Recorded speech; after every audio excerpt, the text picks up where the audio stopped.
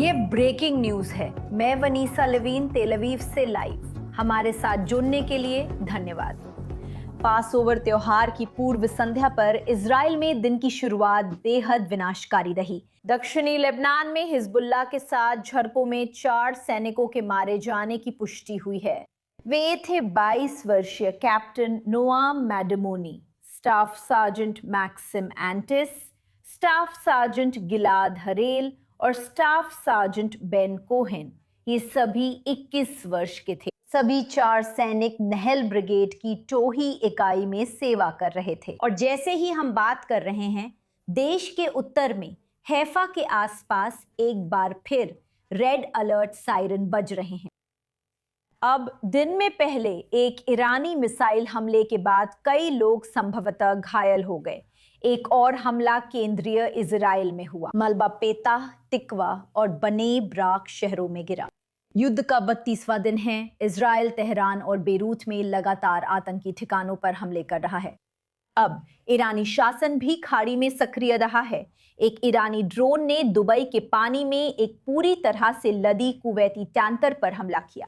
राष्ट्रपति Donald Trump ने चेतावनी दी कि अगर होर्मुज जलडमरू मध्य पूरी तरह से दोबारा नहीं खोला गया तो वे ईरान के ऊर्जा स्रोतों को नष्ट कर देंगे।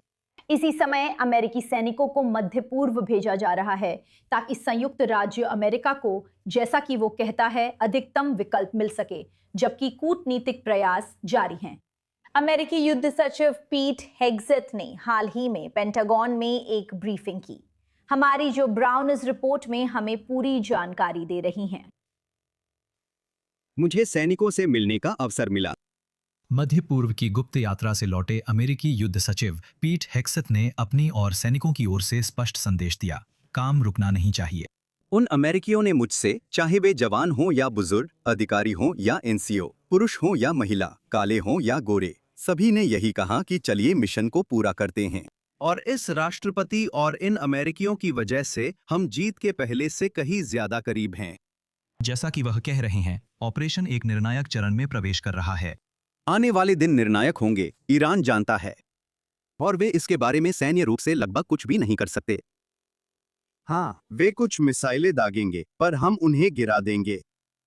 ईरानी प्रतिनिधियों से संघर्ष खत्म करने की बातचीत जारी है, लेकिन हेग्सेथ का रुख साफ है, या तो उनकी शर्तों पर होगा, नहीं तो नहीं होगा।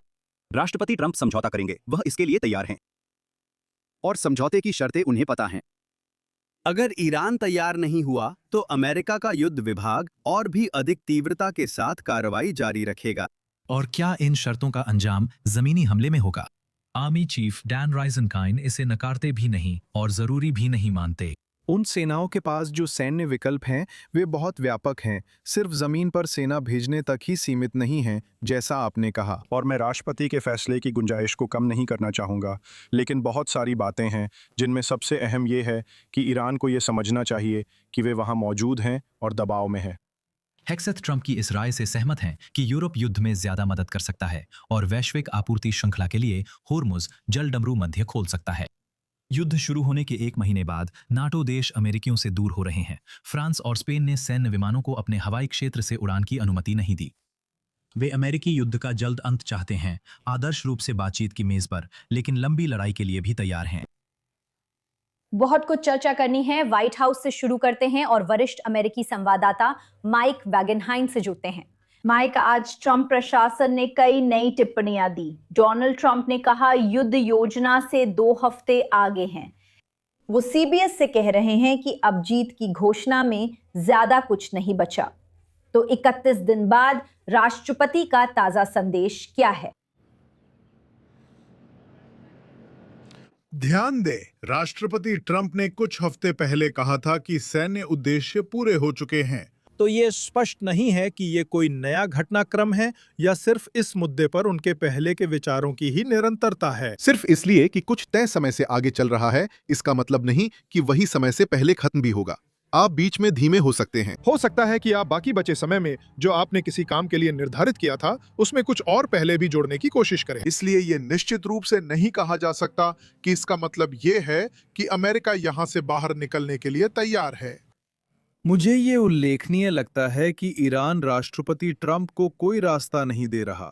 लेकिन खुद के लिए रास्ता बनाने की कोशिश कर रहा है। उन्होंने CBS न्यूज से कहा कि ईरान में, जैसा कि वो इसे कहते हैं, शासन परिवर्तन अब तक की कल्पना से कहीं अधिक बढ़ा रहा है। उन्होंने विशेष रूप से कहा, उद्धरण, हमने पूरी तरह से शासन परिवर्तन कर लिया है। ये लोग वे लोग नहीं हैं जिनके बारे में पहले कभी किसी ने सुना हो, और सच कहूं तो ये पहले से कहीं ज्यादा वाजिब रहे हैं। अब ध्यान रखें, ट्रंप ने कल कहा था कि जिस रहस्यमय व्यक्ति से वे बात कर रहे थे वो ईरानी संसद के अध्यक्ष हैं, जो IRGC और कट्टरपंथी ईरानी हलकों में अच्छी तरह से जाने पहचाने और स्थापित व्यक्ति हैं।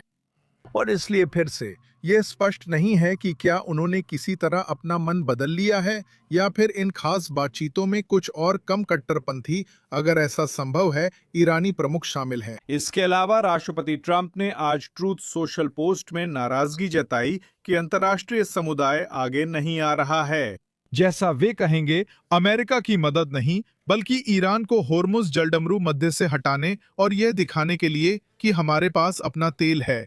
तुम्हें खाड़ी से हॉर्मुज जलडमरू मध्य के रास्ते आने वाला उनका तेल चाहिए। तुम इस समस्या को संभालो, हम इससे निपटते निपटते थक गए हैं। ये उद्धरण नहीं है, लेकिन आज राष्ट्रपति ट्रंप की ट्रूथ पोस्ट का यही भाव था। और फिर से वो अपने लिए एक और रास्ता बना रहे हैं, क्योंकि अब होर्मुज जलडमरू मध्य ईरान से बाहर निकलने में सबसे बड़ी बाधा है। राष्ट्रपति ट्रंप कह रहे हैं कि ये अब औरों की समस्या है। निश्चित रूप से यह देखना दिलचस्प होगा कि वे सभी देश कैसे प्रतिक्रिया देंगे। इस बीच अभी कुछ देर पहले IRGC ने कहा कि वे 1 अप्रैल से क्षेत्र में अमेरिकी कंपनियों को निशाना बनाएंगे। वो कल है ईरान पर हुए हमलों के जवाब में। इतनी सारी घटनाएं हो रही हैं, हम इसे थोड़ी देर बाद विस्तार से समझेंगे। फिलहाल हमें यहीं रुकना होगा। व्हाइट हाउस से लाइव धन्यवाद वरिष्ठ अमेरिकी संवाददाता माइट वैकेनहाइम। आज स्टूडियो में हमारे साथ सुरक्षा विश्लेषक याकोव लैपिन, पॉडकास्ट द लैपिन असेसमेंट के होस्ट याकी दयान, लॉस एंजलिस के पूर्व इजरायली काउंसिल और वरिष्ठ संवाददाता ओवन आल्टमैन शामिल हैं। सज्जनों, आप सभी का बहुत बहुत धन्यवाद। अभी बहुत कुछ चर्चा करने के लिए है। जैसे जैसे हम बात कर रहे हैं, कई घटनाक्रम सामने आ रहे हैं। याकी, मैं आपसे शुरू करना चाहती हूँ। आज फिर से ईरानी मिसाइलें, हिजबुल्लाह के हमले, इसकी एक कीमत चुकानी पड़ रही है। हम देख रहे हैं कि दक्षिणी लेबनान के अंदर जमीन पर क्या हो रहा है।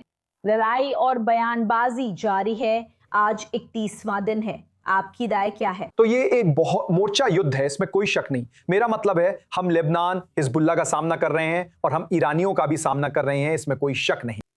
फिर भी ईरान के संदर्भ में मुझे लगता है कि इजराइल अपने लक्ष्यों को पूरा कर रहा है और मिसाइलों के बारे में, बुनियादी ढांचे के बारे में, शासन के प्रतीकों के बारे में, परमाणु, इन सब के बारे में इजराइल अब भी ईरानी मोर्चे पर सक्रिय है और मुझे लगता है वो अच्छा कर रहा है। सभी ट्रंप के अल्टीमेटम के असर का इंतजार कर रहे हैं। तो इस बीच इजराइल वहां अभी भी काम कर रहा है। लेबनान में एक फैसला है, लितानी तक बफर जोन बनाने का निर्णय हुआ है। तो ये फैसला इसलिए लिया गया है कि इजराइल से लेकर लितानी तक कोई भी नागरिक ना हो और वहां इजरायली सेना काम करेगी और हिजबुल्लाह की क्षमताओं को कम करना, क्योंकि ये समझ है कि लेबनानी सेना कुछ नहीं करने वाली है। तो इजराइल इस मोर्चे पर काम कर रहा है, हालांकि ये द्वितीयक मोर्चा है। अब भी ध्यान ईरान पर है, लेकिन लेबनान में मोर्चा लगातार और अधिक सक्रिय होता जा रहा है। ईरान में मोर्चे पर इस दिन इजरायली वायुसेना ने तेहरान में अहम आतंकी ठिकानों को निशाना बनाया। याकूब, हमें उन विवरणों के बारे में बताइए। देखिए, ये दिलचस्प है। आप जानते हैं, जिन सभी ठिकानों के बारे में हम हथियारों की बात सुनते हैं, उत्पादन और अनुसंधान एवं विकास और उनका सैन्य औद्योगिक तंत्र और लॉन्चर एक दिलचस्प विवरण था जो कहीं दब सा गया और मेरी राय में ये कई मायनों में सबसे अहम है। तेहरान में इमाम हुसैन यूनिवर्सिटी, जिसे IRGC चलाती है, दिखावे के लिए एक यूनिवर्सिटी है, लेकिन असल में ये एक बड़ा हथियार विकास और उत्पादन केंद्र है।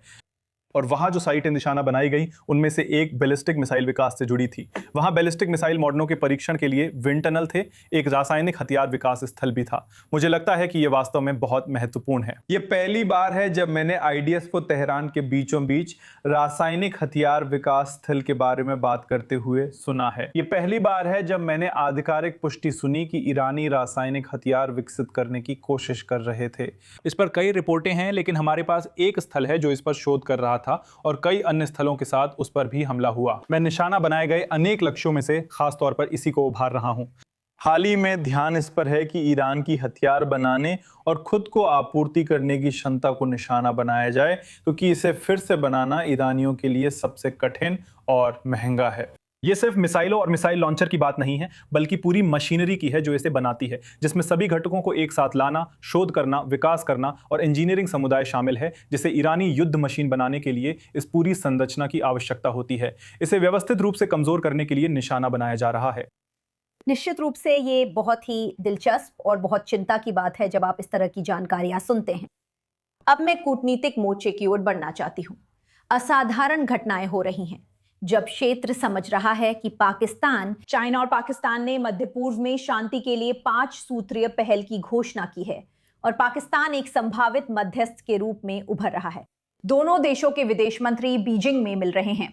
ओवन ऑल्टमैन इस योजना की ज्यादा जानकारी नहीं है, फिर भी आप हमें क्या बता सकती हैं और इस बारे में क्या जानकारी साझा कर सकती हैं कि बीजिंग और इस्लामाबाद इस क्षेत्र में शांति के लिए काम कर रहे हैं? ये एक बेहद दिलचस्प घटनाक्रम है बेनीता। देखने में ये अमेरिका के लिए अच्छा विकास नहीं है।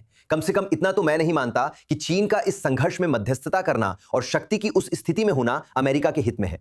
खबरों के मुताबिक ईरान चीन से यह गारंटी मांग रहा है कि अमेरिका उसके खिलाफ फिर से कोई कार्रवाई नहीं करेगा। मेरा मानना है कि अगर अमेरिका ऐसा करता है तो चीन उस पर प्रतिबंध लगा सकता है या इसे संबंधों में शामिल कर सकता है। ये एक 5 सूत्रीय योजना है। असल में अगर लागू हो तो होर्मुज खोलने के बदले युद्ध विराम की बात है। आखिरकार मामला यहीं टिकता है। ईरान और इजराइल और इसी तरह ईरान, संयुक्त राज्य अमेरिका और इसी तरह ईरान को गोलीबारी रोकने के लिए बाध्य होना पड़ेगा। ईरान को हॉर्मुज खोलने के लिए बाध्य होना पड़ेगा। अगर ऐसा सच में होता है तो एक तरफ संयुक्त राज्य अमेरिका को 15 बिंदु योजना से कुछ भी नहीं मिलेगा, न तो परमाणु कार्यक्रम से, न मिसाइल कार्यक्रम से, न ही प्रॉक्सी से, कुछ भी नहीं। दूसरी ओर अमेरिका को ईरान को कुछ नहीं देना होगा और ना ही प्रतिबंधों में ढील देनी होगी जो 15 बिंदु योजना में था।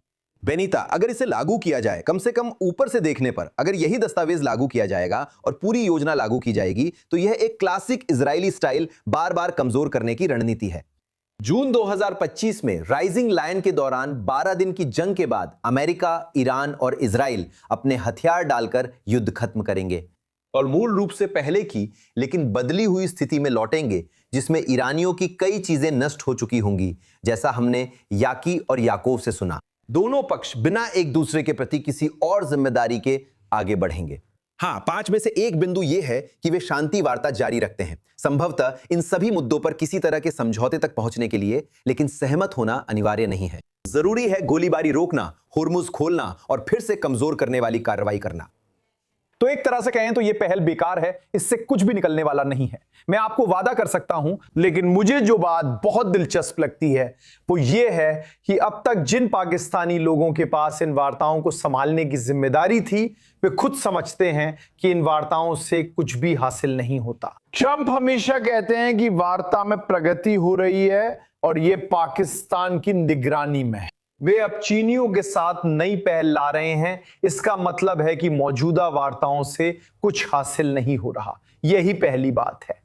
दूसरी बात, चीनियों के प्रोत्साहन साफ है। मेरा मतलब है उन्हें होर्मुज की बंदी, तेल और तेल की कीमतों में बढ़ोतरी के कारण भारी नुकसान हो रहा है, इसलिए वे सब कुछ जितना जल्दी हो सके खत्म करना चाहते हैं। लेकिन यह तथ्य कि चीनी वहां मौजूद है और शामिल हैं, निश्चित रूप से अमेरिकियों के लिए किसी न किसी तरह से प्रतिकूल साबित होगा। वे ऐसी पेशकश नहीं स्वीकारेंगे और इसका मतलब है कि वे समझते हैं कि ट्रंप ने जो अल्टीमेटम दिया था, अगर कोई समझौता नहीं होता है तो वो इसे और बढ़ाएंगे। बात उसी दिशा में जा रही है, इसीलिए वे अभी ऐसी पहल लेकर आ रहे हैं। मैं बस इसमें यह जोड़ना चाहता हूं कि मैं याकी जो कह रहे थे उस पर आगे बात करना चाहता हूं। ये काफी हद तक ऐसा ही लगता है कि ये पाकिस्तान अपने लिए काम कर रहा है, अपनी स्वतंत्रता एक संयोजक शक्ति के रूप में दिखाने की कोशिश कर रहा है। सऊदी, मिस्र और तुर्की को इस्लामाबाद ला रहा है और अब दुनिया भर में घूमकर ये दिखा रहा है कि उनकी क्या स्थिति है, कि वे चीन और संयुक्त राज्य अमेरिका दोनों से बात करने में सक्षम है। फिर से इसमें से कुछ खास निकलता हुआ दिखना मुश्किल है, लेकिन अगर इसमें से कुछ निकलता है और यही दस्तावेज है तो ये काफी हद तक जून जैसा ही लगेगा। हमारे साथ बने रहें। अब मैं एरिक मंडेल को बातचीत में शामिल कर रही हूं, जो middle east political information network के संस्थापक निदेशक और जेरूसलम रिपोर्ट में सुरक्षा संपादक हैं। वे फिलहाल फ्लोरिडा से हमारे साथ हैं। समय देने के लिए धन्यवाद। हमें इस नए घटनाक्रम से शुरुआत करनी होगी। आपका इस पर क्या मत है कि चीन और पाकिस्तान ने मध्य पूर्व में शांति के लिए 5 सूत्रीय पहल जारी की है, जिस पर हम स्टूडियो में चर्चा कर रहे हैं। आपके विचार, आपकी राय, आपकी समझ। मुझे बुलाने के लिए धन्यवाद बेनिता। मुझे लगता है राष्ट्रपति शायद यही रास्ता चुने क्योंकि वे इसे अपनी जीत दिखा सकते हैं। हॉर्मुज़ जलडमरू मध्य खुल गई है और युद्ध समाप्त हो गया है और वो आगे बढ़ सकते हैं, लेकिन इजराइल के लिए आगे बढ़ना इतना आसान नहीं है। मुझे लगता है कि संयुक्त राज्य अमेरिका में यहाँ एक बड़ी समस्या यह है कि इस युद्ध के कोहरे में पूरी बहस में यह सवाल खो गया है कि अमेरिका आखिर लड़ ही क्यों रहा है। संयुक्त राज्य अमेरिका और मीडिया में जो बातें सुन रहे हैं वो व्हाइट हाउस का संदेश है, जो बिखरा, बार बार बदलता और ख़राब तरीके से व्यक्त होता है।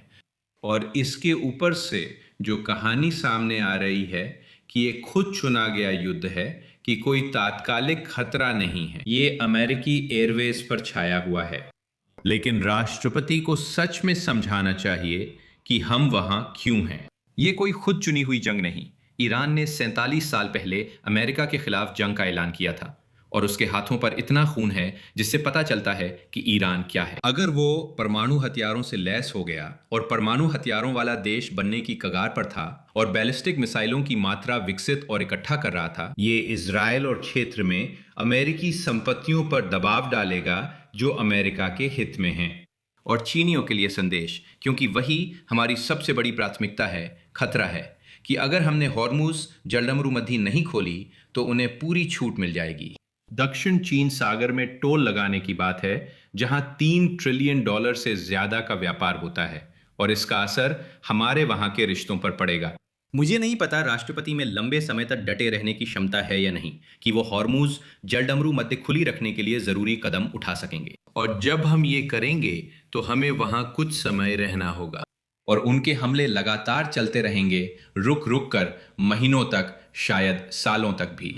तो इसका मतलब है कि संयुक्त राज्य अमेरिका को खाड़ी देशों को एक साथ लाना होगा, एक साथ आकर जलडमरू मध्य को खोलना होगा। यहाँ तक कि प्रतीकात्मक रूप से भी दक्षिण एशियाई देशों, दक्षिण कोरिया और जापान पर दबाव डालना होगा कि वे इसमें शामिल हों। तब शायद यूरोपीय भी जुड़े। लोगों को याद दिलाना जरूरी है कि अब ये रक्षात्मक युद्ध है ताकि हॉर्मुज़ जलडमरू मध्य खुला रहे। पाकिस्तान पहले तालिबान के साथ था, अब उनसे लड़ रहा है और यह भी इसी का हिस्सा है कि अगर ईरान कमजोर होता है तो उस अस्थिरता की बड़ी भूमिका कौन निभाएगा।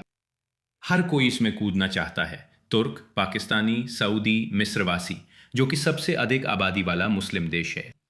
तो मध्य पूर्व में कौन उबर रहा है, इसमें बड़ा बदलाव आने वाला है और वे अमेरिका की कृपा पाना भी चाहते हैं।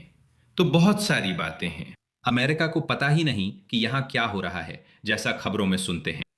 कुछ सामरिक सफलताएं तो मिली हैं, पर कोई रणनीतिक सफलता अब तक नहीं मिली।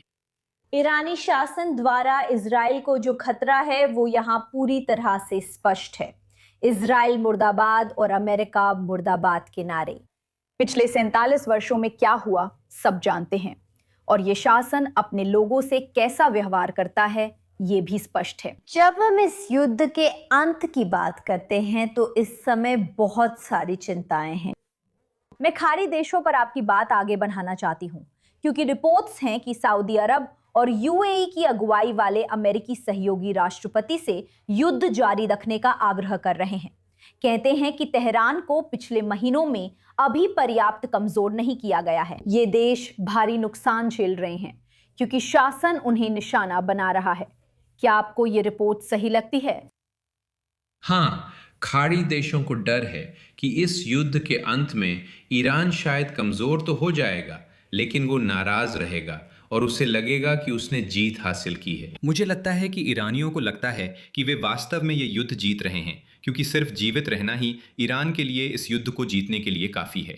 और खाड़ी देश, चाहे आप कुवैती हों, कतर के हों, बहरीन, सऊदी अरब या अमीरात के हों, आप अपना देश समेटकर कहीं और नहीं जा सकते। आप एक ऐसे ईरान के साथ फंस जाएंगे जिसे कमजोर कर दिया गया है, लेकिन वो निश्चित रूप से फिर से खुद को मजबूत करना चाहेगा। वहां के सच्चे आस्थावान और 12 इमामी शिया समय के साथ रणनीतिक धैर्य के चलते फिर लौटकर उन पर निशाना साधेंगे और शायद उन्हें समायोजित भी करना पड़े।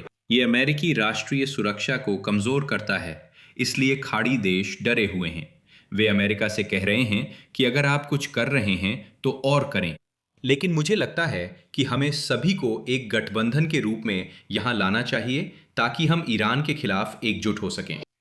और मुझे लगता है कि इसके लिए थोड़ा कूटनीतिक दबाव डालना पड़ेगा। मेरा मतलब है, कुशनर और विकॉफ का खाड़ी देशों पर असर है, पर हमें और देश भी जोड़ने होंगे। फिर से होर्मुज जलडमरू मध्य में जो हो रहा है उसे एक अंतर्राष्ट्रीय जलमार्ग के रूप में पेश करें। अगर आप यहाँ शामिल होते हैं तो यह रक्षात्मक युद्ध है, क्योंकि अंतर्राष्ट्रीय जलमार्ग बंद नहीं कर सकते। अंतर्राष्ट्रीय जलमार्गों जैसे लाल सागर और बाब अल मंदेब पर भी विचार करना होगा। अगर हुथी इसे रोक दें तो क्या मिस्रवासी अब कहेंगे कि बहुत हो गया? विश्व के कुल व्यापार का 12% वहां से होकर गुजरता है और जीवाश्म ईंधन का 20% फारस की खाड़ी से होकर। अगर बाब अल मंदेब बंद हुआ तो मिस्र भी खिलाड़ी बनेगा। माना अफ्रीका के हॉर्न के चारों ओर एक और रास्ता है। लेकिन अंतर्राष्ट्रीय जल मार्गों में हमने अतीत में एक गलती की थी कि हमने स्वेज को बंद होने दिया। हमें पूरी कोशिश कर इसे फिर से खोलना चाहिए था। अब ऐसा नहीं चल सकता और चीन इस पर नजर रख रहा है, क्योंकि वह दक्षिण चीन सागर पर नियंत्रण करना चाहता है। ये उस समय की बात है जब हम ताइवान से निपटेंगे। यहाँ जो हो रहा है उसका कई तरह का असर है। राष्ट्रपति के लिए बेहतर होगा कि वे राष्ट्रीय टेलीविजन पर आकर स्पष्ट रूप से अपनी बात रखें, बिना ध्यान भटकाव के। ठीक हम वहां क्यों हैं, हम क्या हासिल करने की उम्मीद कर रहे हैं, सफलता क्या है, और यह कि हम शरण युद्ध जीत सकते हैं। और एक बात जो अब तक नहीं कही गई है शायद, और मैंने आपको बताया था ईरानी विपक्ष के लोगों से, शायद अगर हम बार बार कहें कि ईरानी लोगों को सत्ता अपने हाथ में लेनी चाहिए तो हमें उन्हें हथियार देने चाहिए और वहां अमेरिकी सैनिकों के बिना शरण युद्ध के लिए तैयार रहना चाहिए। ईरानियों को सत्ता संभालने दो, लेकिन आप आगे नहीं आ रहे, जबकि 2 महीने पहले उनमें से 40,000 को 2-3 दिन में मार डाला गया था। शायद हमें चीजों को नए नजरिए से देखना चाहिए। हम शरण युद्ध जीत सकते हैं। आपने सिर्फ एक अपडेट के तौर पर ही इतनी सारी संभावित परिस्थितियां सामने रखती हैं। डोनाल्ड ट्रंप ने न्यूयॉर्क पोस्ट से कहा कि ईरान के खिलाफ युद्ध ज्यादा लंबा नहीं चलेगा और अमेरिका के हटने के बाद होर्मुज जलडमरू मध्य अपने आप फिर खुल जाएगा। देखते हैं आगे क्या होता है। एरिक मैंटल, आपकी समझदारी की हमेशा सराहना करती हूं। इस ब्रेकिंग न्यूज संस्करण में हमारे साथ जुड़ने के लिए बहुत बहुत धन्यवाद। मुझे बुलाने के लिए धन्यवाद। याकूब लेपिन, आपकी राय जानना चाहूंगी। मैं निश्चित रूप से सहमत हूं कि नेतृत्व को जनता के साथ रणनीतिक लक्ष्यों के बारे में स्पष्ट रूप से संवाद करने की वास्तव में आवश्यकता है। मुझे लगता है हमें ईरानी धुरी की धमकियों और उन्हें अंजाम देने की उनकी क्षमता में फर्क करना चाहिए।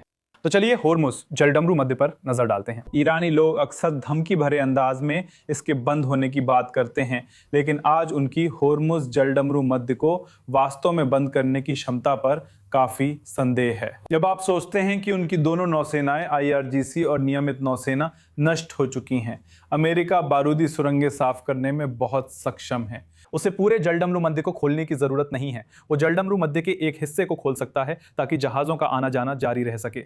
गठबंधन की नौसेनाएं जरूरत पड़ने पर जहाजों को हवाई सुरक्षा दे सकती हैं। जब हम कहते हैं कि ईरान होर्मुज जलडमरू मध्य बंद करेगा, तो क्या वे सच में ऐसा कर सकते हैं? ये स्पष्ट नहीं है और मुझे लगता है कि इस बात पर शक करने की अच्छी वजह है कि वे ऐसा कर सकते हैं। अब यही बात बाब अल मंदब के लिए भी सही है।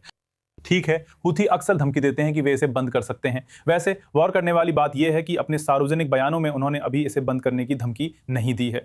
दिलचस्प है कि मिस्र ने उन्हें क्यों धमकी दी, जबकि उनकी सैन्य क्षमता भी घटी है। इजरायली नौसेना अब लाल सागर में ज्यादा सक्रिय है। अमेरिकी नौसेना लाल सागर में ज्यादा सक्रिय है। अब मिस्र भी इसमें शामिल होने की धमकी दे रहा है। तो किसी जल क्षेत्र को बंद करने के लिए आपको बहुत सटीक तट से समुद्र तक मार करने वाली क्रूज मिसाइलों की जरूरत होती है। आपको समुद्री बारूदी सुरंगें बिछाने की क्षमता चाहिए। कुछ दावों पर संदेह रखते हैं, वे इसे तुरंत बंद नहीं कर सकते, बस धमकी दे सकते हैं। मुख्य कारण है कि होर्मुज जलडमरू मध्य में फिलहाल समुद्री यातायात नहीं है, क्योंकि बीमा कंपनियां तेल टैंकरों को बीमा देने से डर रही हैं। ये एक तरह का बंद है, पर इसका मतलब ये नहीं कि ईरानियों के पास वे सभी क्षमताएं हैं जिनका वे दावा करते हैं। याकी ब्रेक तक 1 मिनट है। तो उस पर बस एक टिप्पणी, इसे क्षय युद्ध कहना युद्ध की एक भ्रामक परिभाषा है। ये एक युद्ध है जो अब तक 1 महीने तक चला है। ट्रंप कह रहे हैं कि ये ज्यादा लंबा नहीं चलेगा। तो क्षय युद्ध पूरी तरह से एक अलग परिभाषा है। मैं इसे क्षय युद्ध नहीं कहूंगा। मुझे लगता है कि अभी बहुत सारी उपलब्धियां हैं और इन सबको मिलाकर एक बहुत ही रणनीतिक बड़ी जीत हासिल करनी होगी, लेकिन फिर भी ये क्षय युद्ध नहीं है। हमारे साथ बने रहें, हमारे पास इसी मुद्दे पर चर्चा करने के लिए और भी बहुत कुछ है, लेकिन अभी हम एक छोटा सा ब्रेक ले रहे हैं। जब हम वापस आएंगे तो इस ब्रेकिंग न्यूज प्रसारण में हमारी कवरेज जारी रहेगी। हमारे साथ बने रहें, बस 2 मिनट में वापस लौटेंगे, कहीं मत जाइए।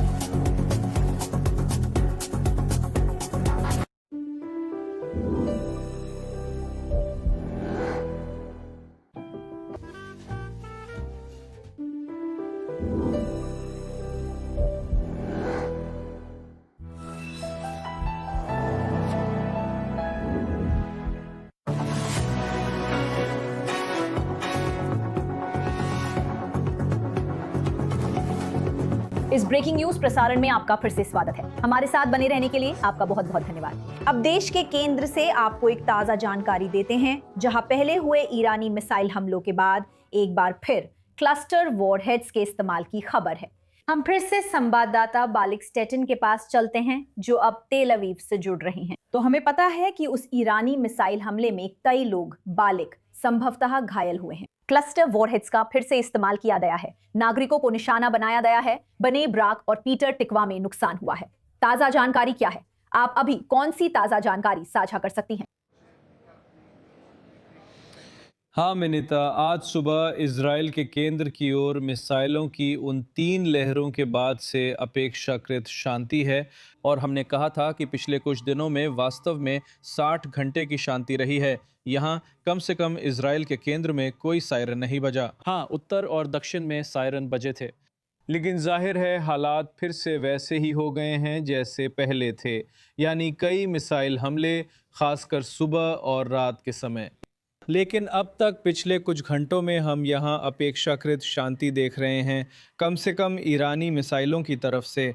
अब आज सुबह जो हुआ उसके बारे में, करीब 9:30 बजे एक मिसाइल जिसमें क्लस्टर म्यूनिशन वॉरहेड था, वो जाहिर तौर पर हवा में ही फट गई और इसने इजराइल के केंद्र में अलग अलग जगहों पर असर डाला, जिसमें बने ब्राक भी शामिल है, जहां 3 लोग जाहिर तौर पर ऊपर की मंजिल के एक अपार्टमेंट में थे। उनके ऊपर की छत गिर गई और वे घायल हो गए, लेकिन उनकी सभी चोटें हल्की थीं और कोई भी जानलेवा नहीं थी।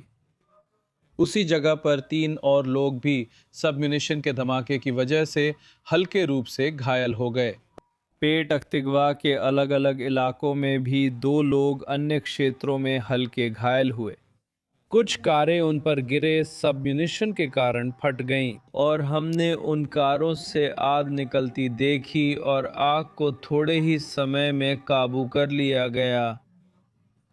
ये एक बार फिर होम फ्रंट के महत्व को उजागर करता है। कमांड दिशा निर्देश जो लोगों को निर्देशित करते हैं कि जैसे ही सायरन सुनाई दे वे तुरंत शेल्टर में चले जाएं और जब तक बाहर निकलने का आदेश न मिले वहीं रहें, क्योंकि इंटरसेप्शन होने के कुछ मिनट बाद भी छर्रे गिर सकते हैं। यहाँ क्लस्टर बम गोला बारूद के इस्तेमाल की बात करें तो ये बड़े इलाके को प्रभावित कर और भी ज़्यादा ख़तरनाक हो जाते हैं।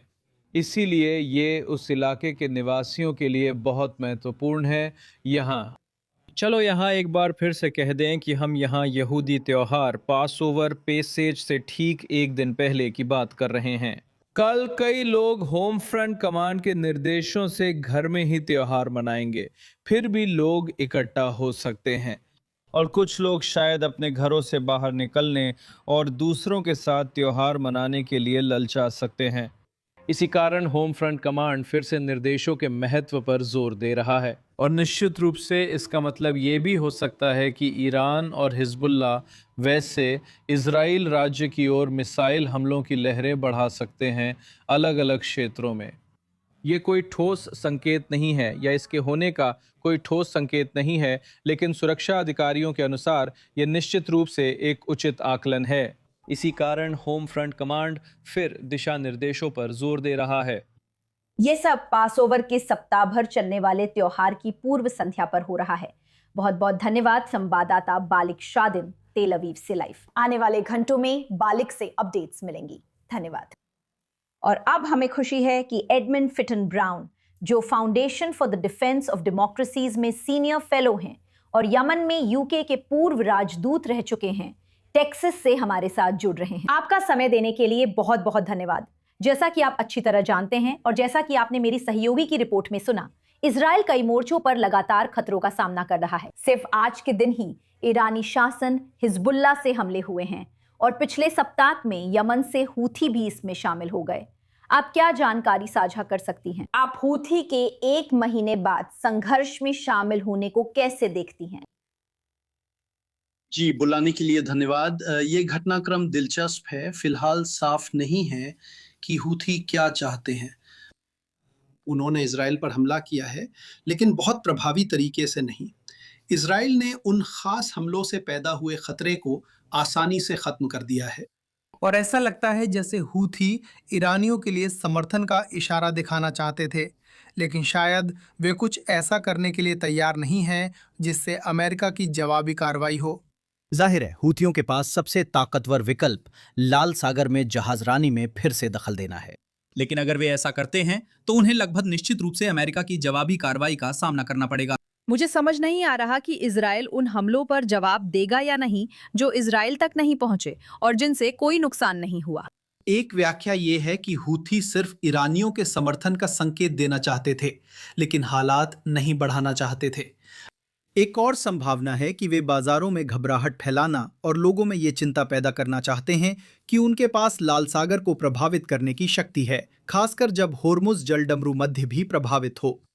तो होर्मुज जलडमरू मध्य की बात करें तो अभी कुछ समय पहले डोनाल्ड ट्रंप ने न्यूयॉर्क पोस्ट से कहा कि ईरान के खिलाफ युद्ध ज्यादा लंबा नहीं चलेगा और अमेरिका के बाहर निकलने के बाद होर्मुज जलडमरू मध्य अपने आप फिर से खुल जाएगा। डोनाल्ड ट्रंप की ऐसी घोषणा पर अभी आपकी क्या राय है? उन्होंने पहले कहा था कि ये युद्ध पहले ही अमेरिकी योजना से 2 हफ्ते आगे चल रहा है।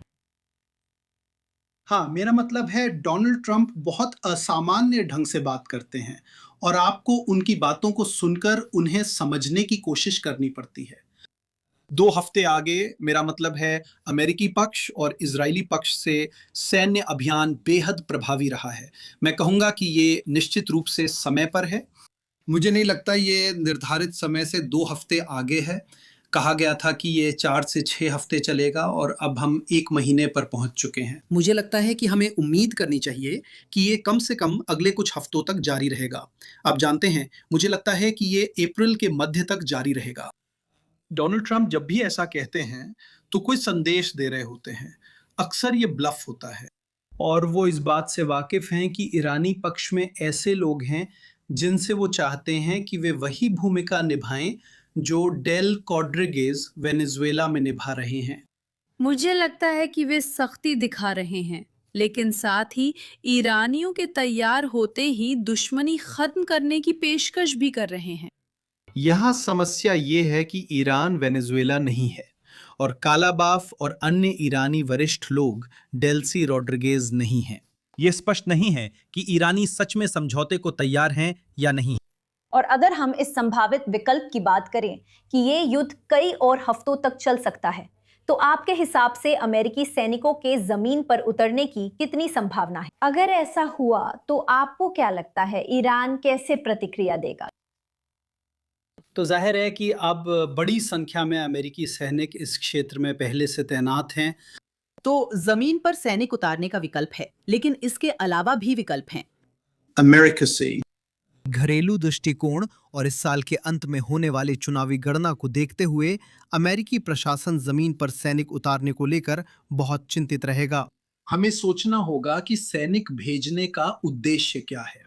तो एक तरफ अगर आप हॉर्मुज जलडमरू मध्य के बंद होने को एक गंभीर मुद्दा मानते हैं, तो यह संभावना है कि आप अमेरिकी सैनिकों को जमीन पर उतारेंगे। हॉर्मुज क्षेत्र के कुछ रणनीतिक द्वीपों पर खुद जलडमरू मध्य में, जहां ईरानी खुद जलडमरू मध्य से यातायात का संचालन कर रहे हैं, ये एक संभावना है।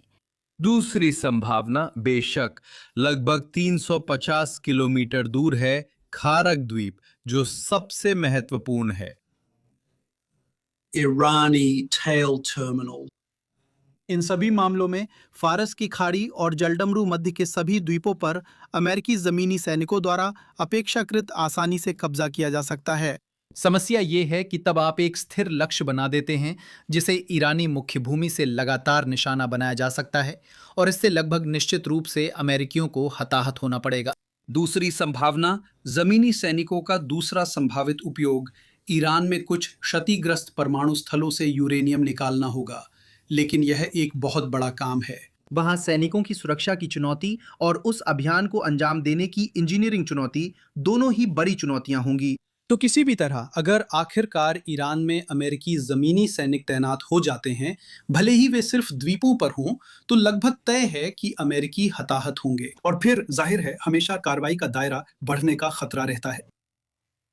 निश्चित रूप से ये बहुत चिंताजनक है। इतने सारे अलग अलग हालात हो सकते हैं। हम आपके विचारों और आपके समय की सराहना करते हैं। एडमंड फिटन ब्राउन टेक्सास से लाइव जुड़ने के लिए धन्यवाद। मुझे खुशी हुई। वाकई में बहुत दिलचस्प। जैसा कि उन्होंने बताया, राष्ट्रपति डोनाल्ड ट्रंप एक असामान्य संवाद करता है।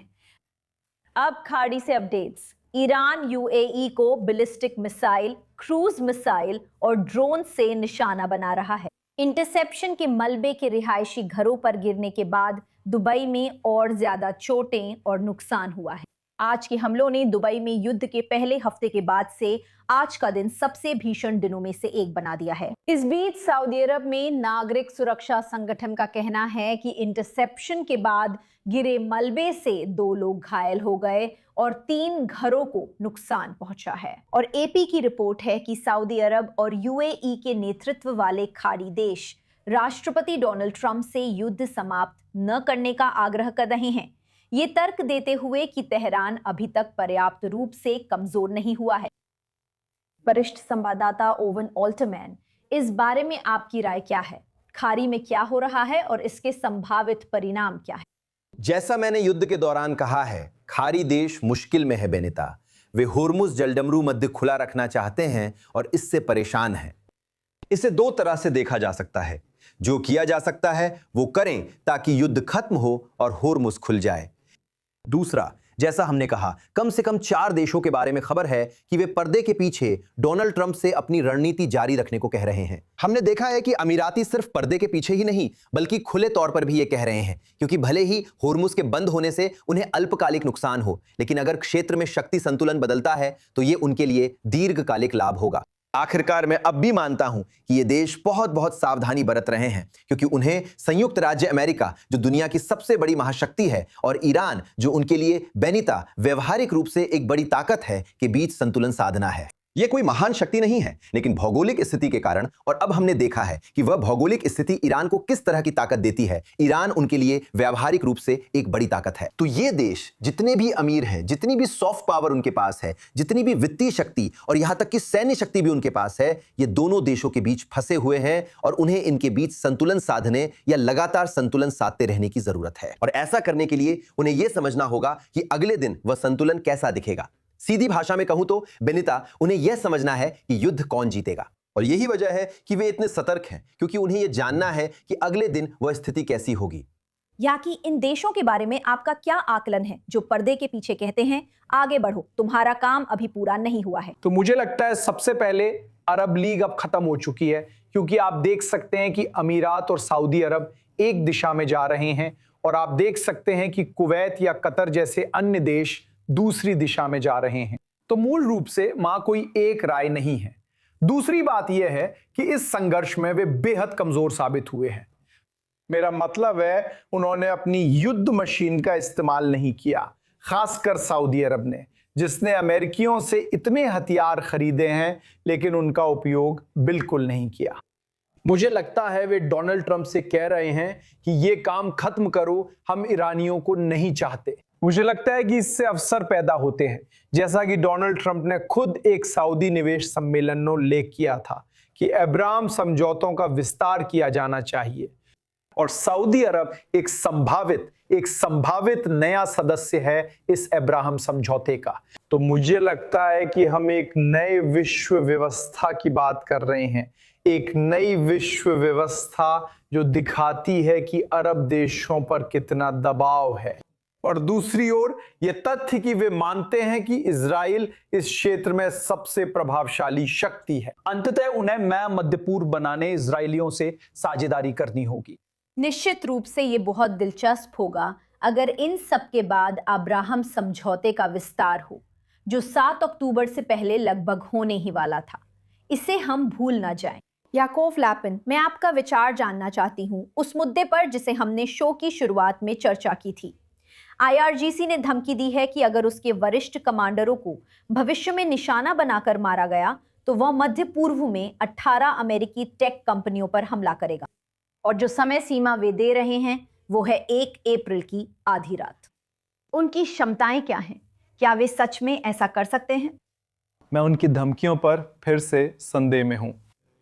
ये विचार कि वे कोई बहुत बड़ी अतिरिक्त क्षमता संभाल कर बैठे हैं और अब तक उन्होंने अपनी पूरी ताकत को सक्रिय नहीं किया है, युद्ध के इस अंतिम चरण में एक बहुत ही हास्यास्पद विचार है। वे एक तरह का केंद्रित प्रयास कर सकते हैं, लेकिन वो कुछ प्रतिशत तक ही बढ़ेगा, ना कि हमने जो देखा है उससे 50% ज्यादा। तो सबसे पहले मैं लगभग पूरी तरह से इस विचार को खारिज कर देता हूं कि उनके पास कोई बड़ी अतिरिक्त क्षमता है जिसका वे अब तक इंतजार कर रहे थे, क्योंकि ये बात बनती ही नहीं है। वे आखिर किस चीज का इंतजार कर रहे थे? वे शासन के इतिहास के सबसे तीव्र हमले का सामना कर रहे हैं और अब नई क्षमता निकालने वाले हैं।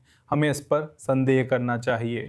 लेकिन उनके पास अभी भी सैकड़ों मिसाइलें हैं, शायद कम से कम इतनी तो बची ही हैं, और वे ऐसा कर सकते हैं भले ही वे बहुत बिखरे हुए हैं। और हर IRGC जिला मूल रूप से अपनी तरफ से ही मिसाइलें दाग रहा है, जितनी भी वो ज़मीन से लॉन्च कर सकता है, वो भी एकल अंकों में। इजराइल शायद कल हमले को थोड़ा ज़्यादा केंद्रित करने की कोशिश करे। फिर भी मुझे लगता है हमें इसे पूरी तरह सच मानकर नहीं चलना चाहिए, क्योंकि युद्ध को 1 महीना हो गया है और उनके पास अब कोई बड़ी चौंकाने वाली चीज़ नहीं बची। याकोव लापिन, याकी डयान, ओवन आल्टमैन, मैं आपकी स्टूडियो में मौजूदगी के लिए आभारी हूं। आपके अपडेट्स और आपकी राय के लिए हमेशा की तरह धन्यवाद। बहुत बहुत शुक्रिया। और अब उत्तरी इजराइल में पर्यटन उद्योग के लिए ये पास ओवर त्योहार से पहले और दौरान सबसे व्यस्त समय होना चाहिए था। व्यवसायों ने छुट्टियों की भीड़ के लिए महीनों तैयारी की थी, लेकिन अब इस युद्ध के दौरान भारी रद्दीकरण के बीच उनके कमरे खाली पड़े हैं। इस रिपोर्ट में और जानकारी। पासओवर छुट्टी से कुछ दिन पहले ही उत्तरी इजराइल पूरी तरह तैयार था। B&B पूरी तरह भर चुके थे, बुकिंग बंद हो चुकी थी और व्यवसाय उस समय के लिए तैयारी कर रहे थे जो पूरे साल को बचाने वाला था। हम नहाउशनेर के पास हैं, नीले आसमान के नीचे। ये जगह बहुत ही सुंदर और शांतिपूर्ण है। हम बहुत उत्साहित थे इस कार्यक्रम के लिए, बहुत उत्साहित थे। पासओवर और आने वाली गर्मी का जश्न मनाने के लिए उत्साहित थे, और सब कुछ अच्छे से चल रहा था। पासओवर, जो उत्तर में व्यापार मालिकों के लिए उम्मीद की किरण था, अब एक और बड़ा आर्थिक झटका बन गया है। बेथ हिलेल में एक B&B मालिक ने छुट्टी से पहले दसियों हजार शेकेल निवेश किए। कुछ साल पहले हमने फ्रिस्टिक नाम से कॉफी हाउस खोला था। इस जगह के ऑर्गेनिक गार्डन की सब्जियों को शामिल करने का विचार है। हम सब्जियां लेते हैं, उन्हें कॉफ़ी हाउस में लाते हैं और हर तरह के व्यंजन बनाने में इस्तेमाल करते हैं। ये कॉफ़ी हाउस यहाँ बहुत लोकप्रिय है और हमने तय किया कि युद्ध के बावजूद इसे जारी रखेंगे। हमने सबसे पहले रेस्तरां का रखरखाव सुनिश्चित किया ताकि लोग संतुष्ट रहें। कभी कभी बिक्री के दौरान लोग काउंटर की तरफ दौड़ते हैं। हम सभी को कॉकटेल और अच्छी चीज़ों के चेज़र ऑफर करते हैं क्योंकि आखिरकार आपको माहौल और मनोबल बढ़ाना होता है। मैं शाकाहारी विभाग भी देखता हूँ, सब कुछ ठीक है। विचार था एक ऐसी जगह बनाना, एक ऐसी जगह जो सिर्फ जमीन से नहीं बल्कि एक समुदाय के जरिए भी बने। हम समुदाय को बहुत बहुत मजबूत करते हैं ताकि लोग यहाँ अपने घर जैसा महसूस करें। आशा है कि वे यहाँ सो भी सकेंगे। सिर्फ एक ही ये आशीर्वाद होगा। एडवेंचर पर्यटन उद्योग में भी स्थिति कुछ अलग नहीं है। जॉर्डन नदी राफ्टिंग, जो हर साल पासओवर के दौरान 24 घंटे चलती है, पूरी तरह से बंद है। आप निवेश करते हैं, आप सीजन की शुरुआत की तैयारी करते हैं, आप कपड़े खरीदते हैं, आप उपकरण खरीदते हैं, आप मजदूरों को रखते हैं। मजदूर सबसे महत्वपूर्ण चीज है। आप मजदूरों को रखते हैं। अब ये यहाँ आता है। क्या आप समझते हैं? यही मैं करता हूँ। मैं उन्हें सिर्फ टांगता नहीं। मास्को की समस्या ये है कि ये एक सिनेगॉग है। किया और सिनेगॉग की मदद से मैंने रेस्तरां का दरवाजा कलाकार के लिए खोला। की मदद से मातुला में, जो इजराइल का सबसे उत्तरी समुदाय है, स्थिति और भी कठिन है। होटल खाली हैं, सड़कें शांत हैं और भविष्य अनिश्चित है। बस देखिए ये जगह कितनी खूबसूरत है और ये वाकई सुंदर है। शनिवार को विमान यही सड़क पर उतरा था। ये है, मैं यही रुकूंगी। सारी खिड़कियां बंद हैं। यह दरवाजा, यहाँ कोई खिड़की नहीं है। क्या तुम देख रही हो? यहाँ एक छर्रा घुसा, 1 साल की मेहनत की कढ़ाई का काम। मुझे उम्मीद थी कि मैं उसे बचा लूंगी, लेकिन वो दरवाजे के पास खड़ी होकर घायल हो गई। हम 1.5 साल तक विस्थापित रहने के बाद घर लौटे। हमें यहाँ भयानक तबाही मिली क्योंकि हम सीधे मिसाइलों की चपेट में आ गए थे। हमने कमर कस ली और पूरे जोश के साथ मरम्मत और बहाली का काम शुरू कर दिया। हमें लगभग 1 साल लग गया। हमने सुकूत के बाद खोला, शायद 2 महीने काम किया और अब फिर से दूसरी बार हम फिर तबाह हो गए हैं। जगह बंद हैं। उत्तर में लोग 1 साल से अधिक तनाव और मुश्किल हालात में रह रहे हैं, लेकिन वे अब भी आशावान हैं। सब कुछ हरा भरा है। गायों को घूमते देखो, यर्दन नदी बह रही है। देश में ऐसी कोई जगह नहीं है। ये सबसे खूबसूरत जगह है। अगर आप कहें कि मई से काम शुरू होगा, गलील में सुरक्षा होगी और सब कुछ पहले जैसा होगा, तो मैं पासओवर के इस महीने की कुर्बानी देने को तैयार हूँ। ऐसा नहीं होगा। मैं यहीं रहूंगी। इस बार हम नहीं जा रहे हैं। हम तैयार नहीं हैं। चाहे वे चाहें भी, वे हमें नहीं हटाएंगे। हम तैयार नहीं हैं छोड़ने के लिए और हम आगे बढ़ते रहेंगे। इंतजार करेंगे कि ये सारी स्थिति खत्म हो जाए और फिर से नई शुरुआत करेंगे। मुझे लगता है कि आखिरकार ये चीज़ हमारे जीवन में बहुत रोशनी लाती है, पर हमारे ग्राहकों के लिए भी, जो यहाँ आते हैं और देखते हैं कि यहाँ किसी तरह की सामान्यता है जो इस माहौल में हो रही है, और ये चीज़ बहुत ताकत देती है। हमारे पास कोई चिंता नहीं थी। हमें 19 का पता भी नहीं चला। लेकिन चलो कॉफी पर जिंदगी का जश्न मनाते हैं। हम दोपहर में उतरे हैं।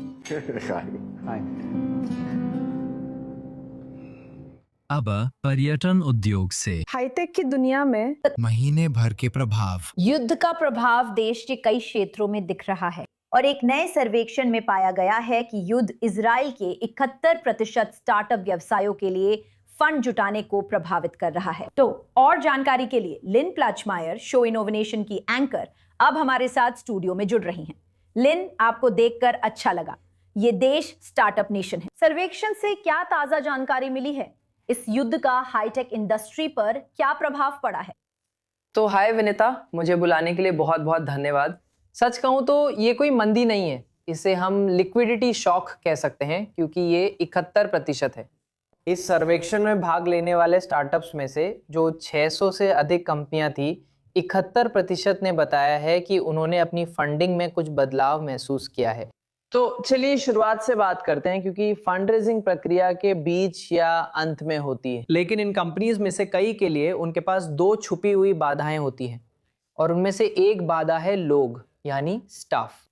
तो आधे से ज़्यादा कंपनियों ने बताया है कि उन्होंने अपने 25% यानी 1/4 कर्मचारियों को खो दिया है।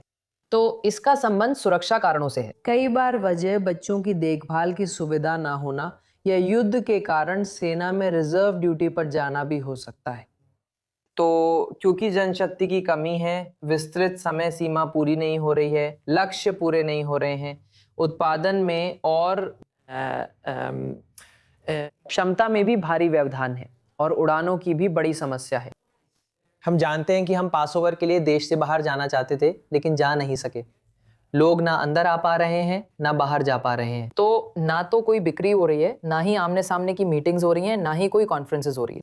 और इसका फंड रेजिंग पर भी बहुत बड़ा असर पड़ा है। जैसा कि बताया गया है कि 71% स्टार्टअप्स ने कहा है कि इस दौरान फंड रेजिंग पर असर पड़ा है।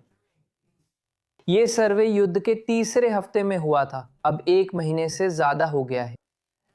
तो पूंजी जुटाने के लिए 37% लोगों ने कहा है कि फंड रेजिंग में देरी हुई है।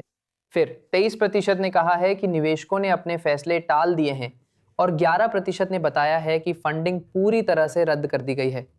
तो ये बहुत बड़े आंकड़े हैं। वाकई में ये बहुत ही परेशान करने वाले आंकड़े हैं और निश्चित रूप से युद्ध की अवधि को लेकर सवाल बना हुआ है। तो फिलहाल सरकार किस तरह मदद कर रही है? भविष्य की योजना कैसी दिखती है? सरकार मदद कर रही है लेकिन वे गलत संकट सुलझा रहे हैं, क्योंकि इजराइल हमेशा हर चीज पर पैसा खर्च करता है, जो अच्छी बात है। लेकिन इस मामले में ये एक आपातकालीन संकट है और खासकर किसी सरकारी संस्था के लिए स्टार्टअप्स, वेंचर कैपिटल फर्मों और ग्रांट्स देने में पैसा लगाना बहुत धीमा होता है। इसमें सब कुछ बहुत समय लगता है। हमारे पास समय नहीं है क्योंकि ये संकट जरूरी है और अब पूरी प्रक्रिया ठप हो गई है। तो समस्या ये नहीं है कि पैसा नहीं है, बल्कि पूरी प्रक्रिया में कोई हलचल नहीं है। हमने ये 7 अक्टूबर के बाद भी देखा था। शुरुआती हफ्तों में फंड रेजिंग में खासकर शुरुआती स्टार्टअप्स के लिए भारी गिरावट आई थी और उसके बाद ये थोड़ा स्थिर हो गया। लेकिन फिलहाल मैं कहूँगी कि हमें सब कुछ फिर से पटरी पर लाना होगा।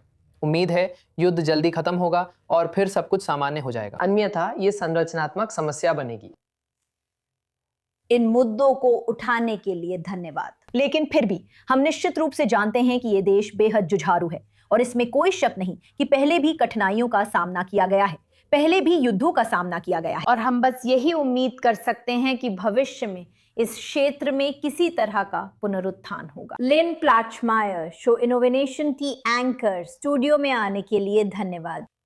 फिलहाल हम यही समाप्त करते हैं। गुरुवार के लिए हमारे विशेष छुट्टी प्रसारण समय पर नजर डालें। सोशल मीडिया पर हमें फॉलो करें।